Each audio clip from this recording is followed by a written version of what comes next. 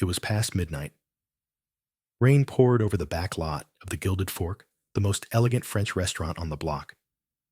Street lights flickered in a hazy gold through the sheets of water that streamed down the tall windows. At the farthest corner of the lot sat a faded blue sedan. Its paint was dull, its windows fogged with breath and streaked with grime barely visible through the storm. Inside, Nina, 25, blonde hair, tied loosely at her neck, sat in the driver's seat with her daughter in her arms.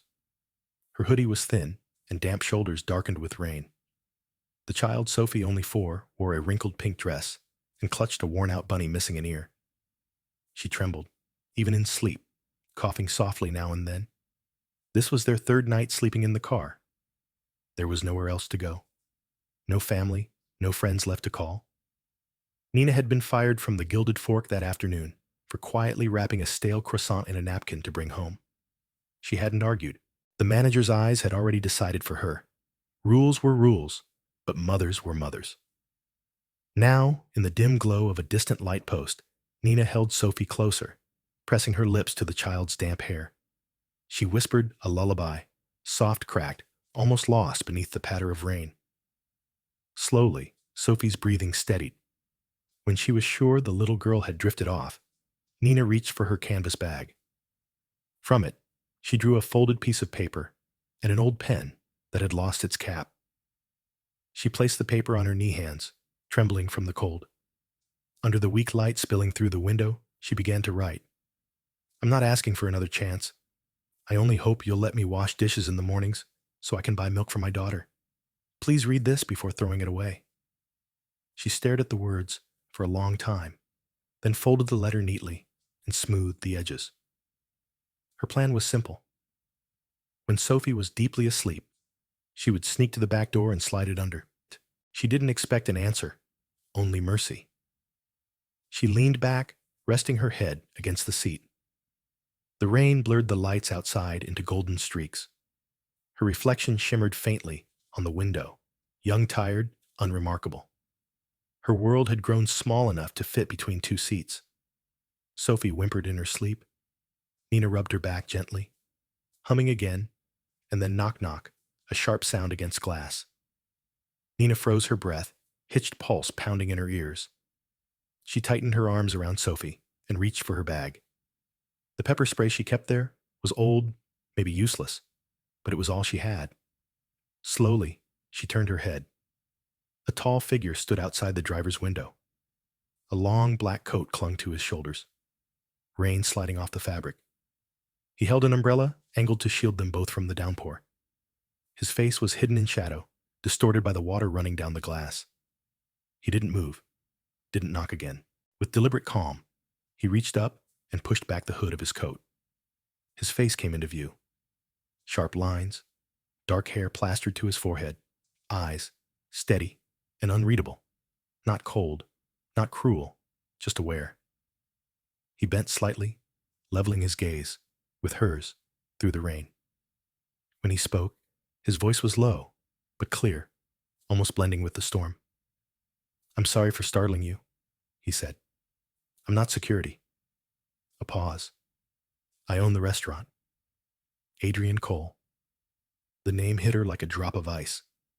She had never seen him before, only heard whispers from other staff about the mysterious owner who visited late at night, always alone. She didn't speak. Her grip on Sophie tightened unconsciously. Adrian glanced toward the back seat.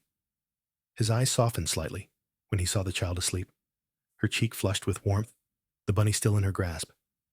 He didn't look disgusted. He didn't look pitying, just still listening. Outside, rain hammered against the pavement.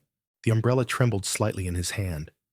Finally, he spoke again, quieter this time. "I think," he said, "I need to hear the rest of the story." Nina's lips parted, but no words came out. She only stared, unsure whether this was mercy or another test she was bound to fail. But in Adrian's eyes, beneath the exhaustion, beneath the storm, there was something she hadn't seen in weeks. Not charity, not curiosity, recognition, the kind that comes from someone who stood in the same rain before. Adrian didn't leave. He didn't call security or demand she move the car. He just stood under the downpour, silent, his face unreadable beneath the rain and dim streetlight. Inside the sedan, Nina's heart pounded. She kept her arms tight around Sophie, asleep against her chest, fingers curled into the fabric of her hoodie. Her free hand hovered near her bag, near the pepper spray she hadn't used in years. She didn't move. Neither did he. Finally, Adrian spoke. "Are you really staying out here all night?" His voice was calm, not cold. "It's dropping below 30. Nina didn't answer. Her eyes stayed fixed on him. "I'm not here out of pity," he added, lowering his umbrella a little. Rain soaked into his coat. "And I'm not here to save anyone." A pause. "I just had one night like this too when I was 14. He didn't explain further. Something in his voice softened the tension in her shoulders.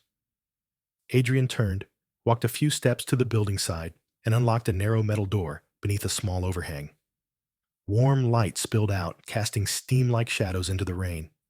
He didn't turn fully, just pointed inside. "There's a sofa in the break room. Not much, but dry. I'll lock the door after you're in." Still, he didn't come closer. Nina looked at Sophie, cheeks flushed from the cold breath shallow against her chest, then back at Adrian. He waited. She moved carefully, not waking Sophie, and opened the car door. One hand shielded her daughter's head from the rain. The other gripped her bag. Her hoodie soaked through instantly. Adrian stepped back, holding the umbrella between them. She passed silently into the light. He didn't follow, but when she glanced back, his face, lit by the glow inside, held no judgment, only something quiet, familiar. Inside the kitchen was still. Stainless counters reflected the warm overhead lights. The smell of rosemary and old lemons lingered. Adrian nodded toward a small room off the hallway. It held a sofa with a folded apron, a shelf of mugs, and a faded calendar. It wasn't much, but it was warm safe. He placed a towel, a bowl of soup, and a bottle of heated water on the table. "I'll be back before the morning shift around 5. He turned to go. "Thank you," Nina whispered. He gave a slight nod and disappeared down the hall. The soft click of the outer lock echoed behind him. Nina laid Sophie down, gently covering her with a clean chef's coat she'd found nearby. The girl stirred, but didn't wake. Nina knelt beside her, brushing hair from her face. "Just one night," she said softly. "I promise." She touched the folded note in her pocket, the one she'd written in the car. Slowly, she slipped it deeper into her hoodie. Maybe it wouldn't be needed. The room was still.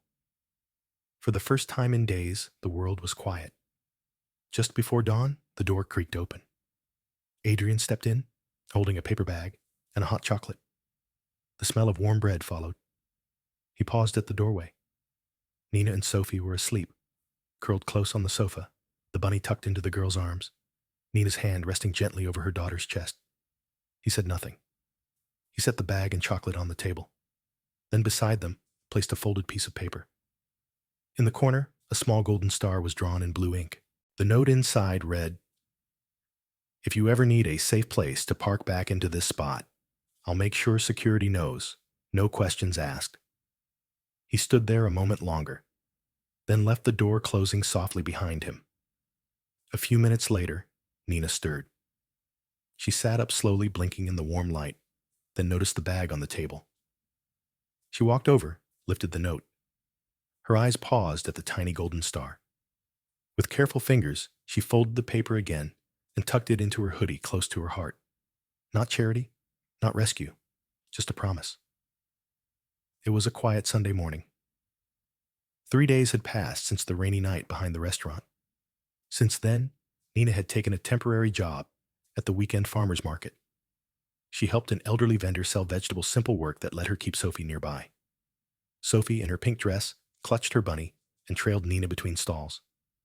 The market buzzed, children laughing, vendors calling the scent of oranges and fresh bread thick in the air.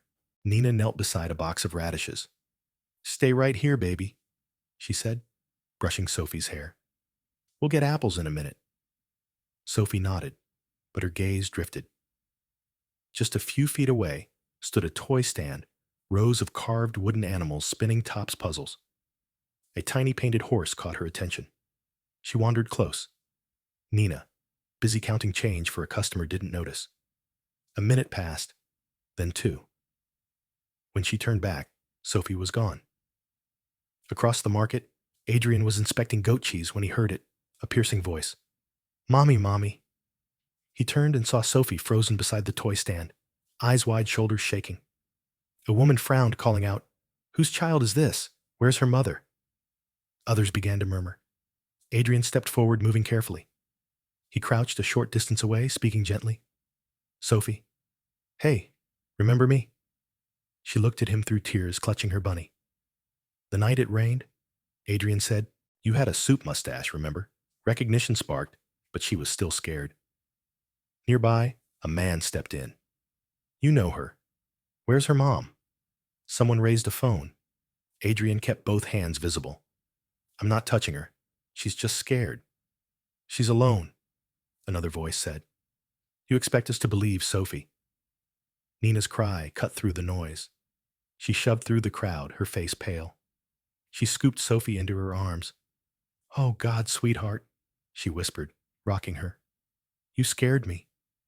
The same woman pointed. "And him? Who is he?"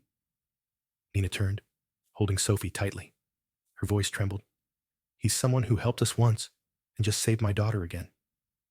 The crowd shifted. Some people looked away. Phones were lowered. Adrian stood up, brushing off his coat, ready to walk. But Nina stopped him. "Wait." He turned. She stepped closer, still holding Sophie. "Thank you," she said softly. He nodded, awkward, glad she's okay. He crouched near Sophie again. Her face was blotchy. She clung to her bunny. "What happened?" he asked. "You went exploring." Sophie rubbed her nose. "I saw Daddy disappear," she whispered. "I thought I had to find him." Adrian froze. Nina stiffened. Her arms tightened. She opened her mouth. "I didn't tell her to call you that," she said, voice cracking. "I don't know why, but—" Adrian raised a hand gently. His eyes didn't meet hers. He stared past her toward the toys. "I know," he said quietly. No anger, no denial, just something unspoken hanging in the air. He stood, nodded once, and turned away, disappearing into the crowd through stalls of fruit and the scent of rosemary bread. Nina remained still. Sophie curled into her arms, unsure which ache in her chest was heavier, the fear that almost broke her, or the moment that nearly rewrote something deep inside her. After the incident at the market, Adrian had gently offered Nina and Sophie a place to stay. Just for a night or two, he had said, but Nina shook her head with quiet resolve. "I need to know I can still manage on my own," she said, her voice soft but certain. Adrian didn't argue. He just nodded once. That same unreadable look in his eyes. He understood. So Nina found her way to a women's shelter in Queens. It was crowded, filled with metal frame beds, separated by mismatched curtains. No doors, no locks, just tired eyes, whispered fears, and the lingering scent of mildew and instant noodles. That first night, Sophie clung to her. The little girl, who had braved cold and hunger without complaint, was finally shaken. The shouting just outside their curtain, two women arguing over a phone charger, made her sob silently. Nina wrapped her arms around her daughter and did the only thing she could think of. She sang that same lullaby from the car, low, steady, soft enough not to disturb, just enough to calm. 2 days later, Nina met Frankie. He was in his 60s, with long gray hair tied back and layers of clothes spattered with paint. He sketched constantly in the corner of the shelter using peanut butter jars filled with old paint and brushes worn to nubs. "You draw?" he asked, spotting her doodling on a shelter flyer. "Not really," Nina said with a shrug. "I used to high school stuff." "Doesn't matter," he said. "You've got a kid. She'll remember the wrong things unless you give her the right ones. Draw it down. All of it. So she remembers she didn't just survive. She lived." He handed her a dented tin filled with watercolors and warped brushes. "Here, make it count." That night, after Sophie fell asleep, Nina sat cross-legged by their curtain with a flashlight and began to paint. Her strokes were shaky at first, then more certain. The first painting was of a cracked bench in the park. She titled it Stone Cold. Then came rain on the blue sedan, gray and purple streaks dripping down the car roof like tears. Next, kitchen light at 2:00 a.m., the back room of the Gilded Fork. A single bulb glowing above stainless counters and a bowl of soup. Finally, first sleep, without fear. Sophie under a blanket of towels, clutching her bunny in peaceful sleep. When she had 4 pieces, she went to the Sunday market. No permission, no booth. She strung a piece of laundry line between 2 poles near the edge and clipped her paintings with clothespins. No prices, no name, just a sign. Art from Shelter. That same Sunday, Adrian returned to the market. He hadn't meant to, but Sophie's words haunted him. I thought I had to go find Daddy. He wandered the stalls without asking for Nina, not sure what he was even hoping to find. Then he saw them. The paintings were modest, fluttering slightly in the breeze. He stopped in front of one. The kitchen, the bowl of soup, the light the exact moment he remembered. Beneath it, a handwritten note read, "This is how she saw safety. Even when we had none, Adrian didn't approach. He didn't speak. He just stood there watching." Later that morning, an older woman paused at rain on the sedan. She stared at it for a long time. "I don't know you," she said softly. "But I was a little girl in the back of a car once too. Wintertime. My mom told me we were camping." She gave a faint smile, eyes misty. "I didn't know it was survival until I grew up." Nina blinked quickly. Her voice trembled. "Thank you," she whispered. "Thank you for seeing it." The woman nodded. Then she slipped a $20 bill into the donation basket and took the painting down gently, as if it were fragile. Nina watched her go, heart heavy and light all at once. It was the first painting she ever sold, and for the first time in weeks, she felt something return. Not certainty, not safety, but the start of something that might last, something quietly, fiercely hers, something no one could take away. It started like any other market day. The sky was pale blue, with a gentle breeze brushing through the aisles of vendors. Nina arrived early, with Sophie setting up their modest display. 4 paintings clipped to twine between 2 old posts, a wooden crate for a seat, and a cardboard sign. Art from Shelter. She wasn't expecting much. Maybe enough to buy diapers or a new sketch pad. But that morning, a young woman stopped. Mid-20s, dark curls tucked into a knit cap, a press badge on her jacket. Her name was Alice Grayson, a food writer for a local magazine. She had come to profile a food truck, but the paintings caught her eye before the smell of grilled cheese did. She paused in front of Rain on the sedan. It was a small piece, but it held weight. Blurred reflections from a streetlight shimmered on the wet windshield. Inside, 2 faint figures, one holding the other, huddled together in the front seat. It was quiet, private, devastatingly tender. Alice said nothing. She didn't ask who the artist was. She took a photo, then walked away. That evening, she tweeted it. A mother's shelter, a child's view. Art should break you, then build you. She hadn't meant for it to go viral, but it did. Within a day, it had over 20,000 retweets. People shared stories of sleeping in cars, of single motherhood, of fighting to stay warm. Art critics reposted the image, calling it the year's most unfiltered portrait of motherhood. Comments poured in. She painted what I lived. I've never seen it shown so honestly. That's not just a painting. It's a memory I've never been able to explain. Who is this artist? Where is she now? Eventually, someone found her name, Nina, and a photo of her crouched beside Sophie at the market. The child's wrinkled pink dress and worn bunny became symbols overnight. Admiration came fast, but it never comes alone. In Alice's article, there was a single line. Nina, once a dishwasher at the Gilded Fork, says she painted from memories of her time in the kitchen.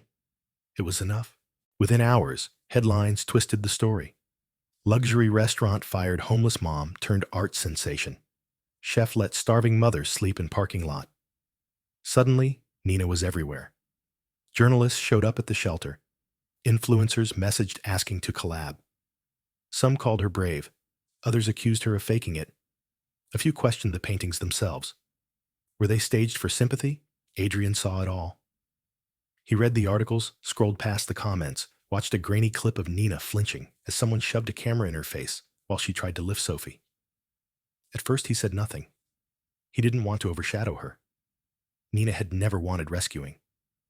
But when a blogger posted an article titled From Sob Story to Street Artist Authentic or Opportunist, with a photo of Nina painting mid-stroke, Adrian knew it was time. He logged into official account. His hands hovered above the keyboard before typing. She never asked for help. She never sold her pain. She only asked for a way to keep her daughter warm and fed. I stayed silent to honor her dignity, not because I was ashamed. Adrian Cole. The post didn't trend, but it reached the ones who needed it. That evening, at a bus stop, Nina sat with Sophie, asleep in her lap, her cracked phone in hand. She didn't care about the views or comments. She read Adrian's words, then read them again. Her eyes welled up. Not because someone had defended her, but because for the first time someone understood the line between surviving and performing. Someone saw her. Not just the hardship, not just the headlines, but the quiet courage behind it. And that kind of recognition was rare. After her paintings went viral, Nina was overwhelmed with offers, gallery invitations, exclusive contracts, art school scholarships. She received emails from agents, curators, even a foundation in Berlin. But she hesitated. The fame felt like it belonged to someone else, not to a woman who still shared a bunk bed in a shelter with her daughter. She declined most of the invitations. The only one she accepted was a small community exhibition raising funds for homeless women. No spotlight, just purpose. Then came Evelyn. Confident, eloquent, dressed in sleek black and gold jewelry, she approached Nina after a local event and introduced herself as an art manager with an eye for the next big thing. Evelyn promised her studio space international exposure collectors with deep pockets. "Your story sells," she said. "Let's turn it into something more." Nina smiled, polite but cautious. Something about the pitch felt off. Not wrong, just disconnected. She told Evelyn she'd think about it. A week later, buried between commercial emails and media inquiries, Nina found something different. An envelope. No return address, no logo, just a childlike scrawl. Inside, a handwritten note in blue ink. "You're the reason I didn't run away from home last night. I'm 15. I used to sleep in the car with my mom, too. Thank you for showing me it gets better." Nina's fingers trembled. She pressed the letter to her chest, then gently folded it and slid it between the pages of her sketchbook. A silent amulet. Proof the truth reached where cameras couldn't. She didn't need Evelyn's version of fame, but Evelyn didn't take rejection kindly. Within days of Nina turning down her offer, rumors began to spread. Online posts accused Nina of plagiarizing her painting, Rain on the Sedan, from a French photographer's black and white photo. Anonymous blogs claimed she had faked her homelessness to manipulate public sympathy. Screenshots circulated. Comment sections exploded. "She's a fraud." Her tears were rehearsed. Real homeless people don't paint like that. Overnight, the tone changed. Half the internet still supported her. The other half wanted her erased. Her scheduled exhibition was quietly canceled. Sponsors pulled out. Emails went unanswered. Adrian called twice, then a third time. Nina saw his name, but didn't answer. She wasn't ready for more sympathy or worse, pity. That night, after Sophie fell asleep in the narrow cot beside her, Nina sat in silence at the corner of their small room. She lit a candle, took out the contract Evelyn had handed her at their last meeting, the one with bold promises and cold conditions, and tore it in half. Then again, she dropped the pieces into a chipped porcelain bowl and struck a match. The paper curled inwards like a dying leaf. Smoke rose gently. "Mama." Sophie had woken, rubbing her eyes. She walked over in her pink socks and climbed into her mother's lap. "Why are people mad at you?" Nina wrapped both arms around her daughter, her voice steady but soft. "It's okay, sweetie. Sometimes people only see what they want to see, but we'll keep going." She kissed Sophie's forehead, the scent of her hair grounding her. "I'll still paint," Nina whispered, "for the ones like us, the ones still sleeping in their cars tonight." A week had passed, but Adrian couldn't shake the quiet worry that had settled in his chest. He drove out to the women's shelter in Queens, the same place where Nina had once found a narrow space between noise and survival. When he asked about her, the woman at the desk shook her head gently. She left, said she wanted a fresh start, somewhere quieter, didn't leave an address. Adrian thanked her and walked back to his car, but instead of driving back to the Gilded Fork, he turned toward the neighborhood where it all began. The rain had stopped, but the sky still held the memory of gray. Behind the restaurant, the parking lot looked mostly unchanged. The same cracked pavement, the same dim yellow lights. But in the farthest corner, surrounded by weeds and forgotten signs, sat a familiar shape. Rusted, sunken, slightly windows, fogged over with time, the blue sedan. Adrian stepped closer. The car had clearly been towed and dumped abandoned, like a piece of furniture no one wanted. The blue paint had faded to a dull gray, and the front bumper hung loosely. Yet somehow, seeing it again felt like standing in front of a doorway. He tried the door. It creaked open. Inside, the air smelled of dust and rusted metal, but beneath it faintly, he could still sense a trace of warmth, floral sweet. He glanced around. On the back seat, tucked beneath an old blanket, was a small wooden box. He lifted it gently and opened the lid. Inside were a few unfinished sketches, soft outlines of a window, a child's silhouette, the suggestion of rain falling on glass. Each one incomplete, raw, yet filled with quiet feeling. Next to them sat a crumpled paper pouch of hot chocolate, the same kind he'd left for her once. At the very bottom lay a folded slip of paper, one corner marked with a small golden star, his signature from that night. He unfolded the note. On the inside of the box lid, written in Nina's careful but wavering hand, were the words, "If anyone finds this, know that I still believe in kindness." Adrian sat in the driver's seat of the broken car and held the box to his chest. His hands stayed still, but his breath trembled. He didn't cry, but something inside him did. That night, back in his apartment, Adrian opened his laptop and began to write. Not a press release, not a statement, just the truth. She never asked for help. She never asked for sympathy. She only ever needed a place where she didn't have to be strong anymore. He titled it, "A Letter to the Mother in the Rain," and posted it on his personal blog, the one he hadn't used in years. By morning, it had gone viral. People shared it across platforms. Artists, single parents, teachers, strangers. Everyone found something in those words that spoke to them. One comment read, "I've never met her, but I feel like I've known her all my life." A month later, Adrian attended a charity auction supporting homeless women and children in the city. The final item of the night was a small canvas titled "Through the Rainy Window," drawn in crayon, framed simply signed in uneven letters by a child, Sophie. Adrian recognized it instantly. It was a child's perspective.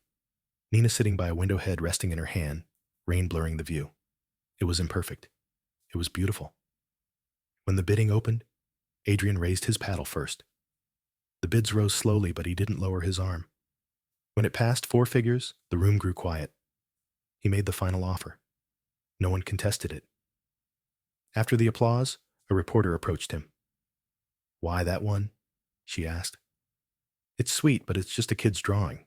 Adrian looked at the small painting now wrapped in brown paper beside him and gave a soft smile because some pictures, he said, don't belong to strangers. 1 year later, spring air drifted softly through Central Park.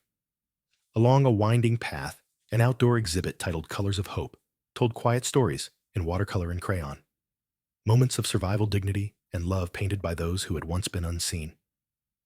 At the heart of it was a simple display. Framed pieces signed Nina and Sophie. No press photos, no interviews, just the art, just the truth.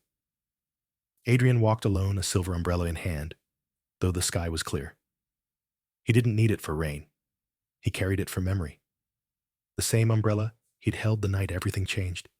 He paused at kitchen light, a soft painting of a dimly lit break room, a folded towel beside a steaming bowl of soup. The silence in the piece felt real familiar. Then something small collided with his leg. "Mr. Adrian," a bright voice called. He looked down. Sophie, slightly taller now, her blonde pigtails bouncing her pink dress, still a staple, wrapped her arms around him with a grin. Adrian blinked in surprise. Before he could speak, Nina stepped into view. She wore a navy coat, a scarf tucked at her collar, her hair swept back neatly. No longer the woman huddled in the dark, but someone standing fully in her own light. Adrian's face softened.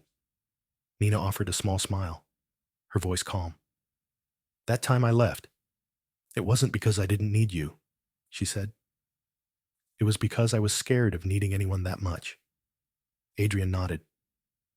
"Maybe I waited too long for someone to come back," he said. "But this time, I brought something we never finished." He reached into his coat and took out a small paper box. Inside was a delicate lemon drizzle cake. The scent was subtle but unmistakable. Nina's hand covered her mouth. "You remembered you told me you were making it when you found out you were pregnant," he said. "Then everything changed. So I looked for the recipe. I tried 5 versions. This was the 6th. He held it out with a modest shrug. "I'm not an artist, but feelings deserve sweet endings too." She laughed through her tears. Sophie leaned over and gasped. "Now the cake has all the flavors right?" "Mommy." Nina smiled down at her. "It really does." The sun dipped behind a cloud, and a gentle flurry of snow began to fall. Out of season, quiet soft. Adrian opened the silver umbrella and held it above all 3 of them. Then he pulled a notebook from his coat pocket. On the first page, he carefully pressed a crayon, drawing a child's sketch of a family under one umbrella. On the next page, in his own handwriting, were the lyrics to a lullaby, the same one Nina had sung that night in the car. He said nothing. She said nothing, but their silence was full. Nina looked at Adrian, the man who had offered her shelter when she had none, and then down at Sophie, safe and smiling. The storm she had lived in for so long had finally passed. 2 years later, the Colors of Hope Foundation opened its first permanent gallery in the heart of the city. Nina cut the ribbon, not alone, but with Adrian by her side. On her finger sat a simple gold band engraved with a tiny star. And in the very center of the gallery, not for sale, hung a painting titled "The Knock." It showed a rainy window, a blurred hand, and a single umbrella shielding a mother and child. It was a reminder that sometimes the most important doors aren't the ones we open ourselves, but the ones someone else gently unlocks for us. They didn't just build a life. They built a shelter for others, proving that even the coldest nights can lead to the warmest mornings. We've reached the end of this story, but I hope the feeling it gave you stays a little longer. Here at The Touching Story, we believe that every person has a story worth telling, and every heartbreak carries the seed of a new beginning. Thank you for spending your valuable time with us. It means the world to have you here. If you want to be part of our growing family, hit that subscribe button and turn on the notification bell so you never miss a story. And tell me, where in the world are you watching from today? I read every single comment, and I can't wait to say hello to you. See you in the next video.